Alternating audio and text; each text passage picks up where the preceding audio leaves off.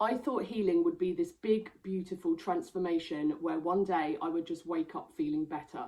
Nobody prepared me for what actually happened, and to be honest, if I'd known, I probably would have given up before I'd even started. If you've started your healing journey thinking it would bring more clarity, calm and peace into your life, but actually you feel more lost, exhausted and worse than you did before, then this video is for you. Healing is nothing like I expected, and I'm going to be telling you the uncomfortable and messy truth that no one talks about. I'll also be sharing with you what actually helped me when things fell apart and I just wanted to quit, so make sure you stay with me until the end. The first thing that no one told me when I was on my healing journey is that it actually feels worse before it feels better, and I learnt that the hard way. When I started setting boundaries and practicing gratitude, doing all the things, journaling, I thought that I would feel better, feel lighter, because after all, I was creating space, practicing self-care, and cutting things out of my life which didn't serve me anymore. So toxic people and situations that had been my reality for so many years. But instead of feeling better, I felt overwhelmed, I felt exhausted, and in a lot of cases, I felt more drained than I did before. An example of this is I've always been the emotional support for my mother. We're very different people, and my mum has always been in victim mode. Now, I stepped in from an early age to try and show her a better way to live so that she would be free, be happy, and that so she could be the best version of herself. So I was teaching her all the things that I was learning that were working for me. When I learned that actually anything I suggested wasn't actually taken on board, and it wasn't my responsibility to take on board her emotions, I started setting boundaries and taking a step back and focusing more on myself. However, rather than feel good about this, whenever I was on my own, I would find myself overthinking and actually feeling really guilty about the fact that I had almost abandoned her, was how it felt. So even at the same time, I knew it wasn't my responsibility. Stepping away didn't do me any favors, because I'd actually replaced the negative emotion of resentment, I'd replaced it for guilt. So I was still just as emotionally exhausted as I was before. But here's what I learned. Healing isn't about feeling good straight away. It's about processing emotions that you've buried for so long. And yeah, it's gonna be messy, but it means you're finally processing these emotions instead of suppressing them. If this is where you're at right now, then hear this. Don't quit. You're not doing it wrong, you're doing it right. Here's what helped me. Reminding myself that discomfort is a sign of growth, letting myself feel the emotions when they come up rather than judging them, and taking it one step at a time rather than rushing to fix everything.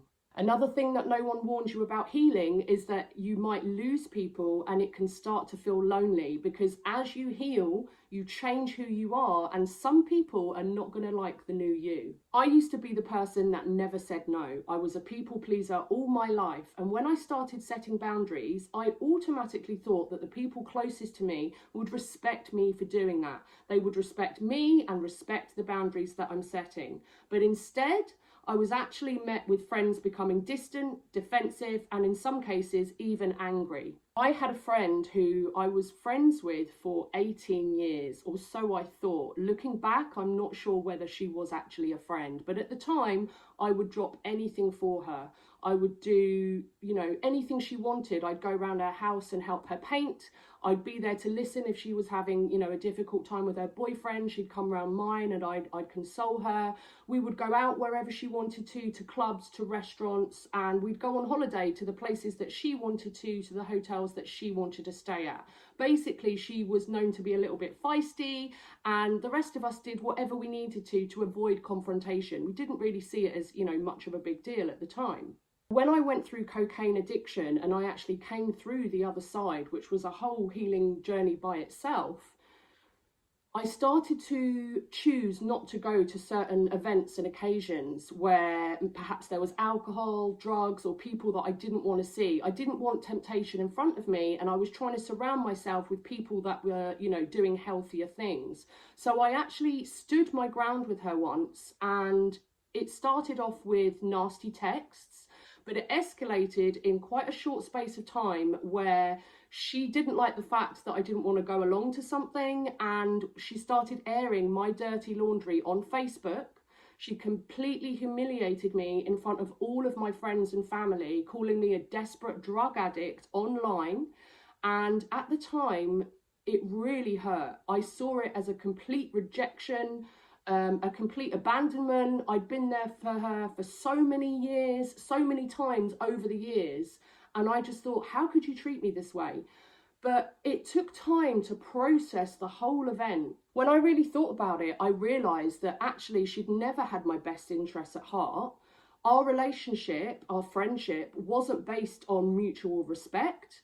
She valued what I could do for her and not me as a person. And when I realised this, I realised actually I'm better off without her in my life.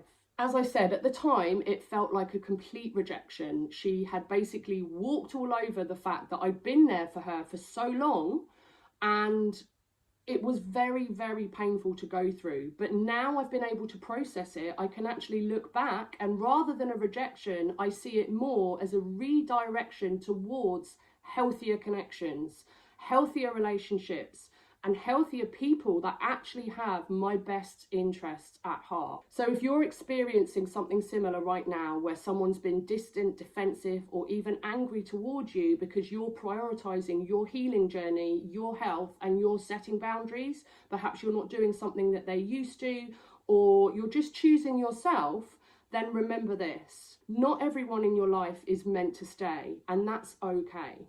Focus on relationships that respect the real you and want the best for you.